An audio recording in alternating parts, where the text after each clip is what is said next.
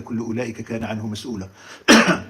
الدين الجعفري السلمهدوي يكفر الصحابة رضي الله عنهم، ويكفر أبا بكر وعمر وعثمان الخلفاء الراشدين حاشا عليا رضي الله عنهم جميعا، ويتهم أم المؤمنين بالفاحشة والزنا. الدين الجعفري السلمهدوي يتهم أمك أم المؤمنين عائشة الصديقة بنت الصديق، يتهمها بالزنا والفاحشة، وقد برأها الله عز وجل في أكثر من 10 آيات من سورة النور: إن الذين جاءوا بالإفك عصبة منكم لا تحسبوه شرا لكم بل هو خير لكم، إلى آخر الآيات. الدين الجعفري السلمهدوي يقول بأن الأئمة الاثنى عشر أقرب إلى الله من الأنبياء والرسل. السلمهدوي الدين الجعفري عندهم القرآن محرف، لذلك أنت للأسف الشديد حشرت نفسك فيما لا تعلم فجئت بالعجائب. هذه أولا.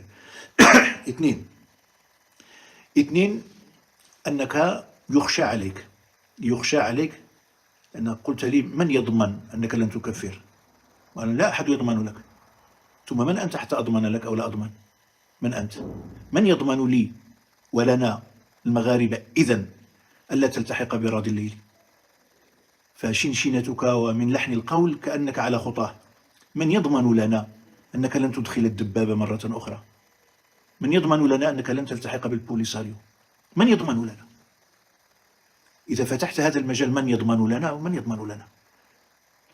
من يضمن لنا؟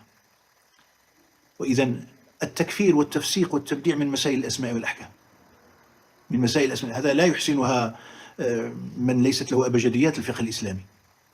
نحن لا نخرج المسلمين من الإسلام.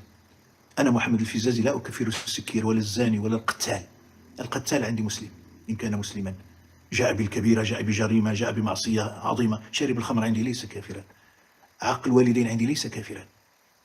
هذه معاصي وذنوب.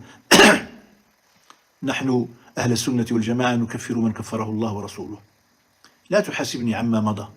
أنا أشد الناس حسابا وأشد الناس جلدا للفزاز القديم أكثر منك.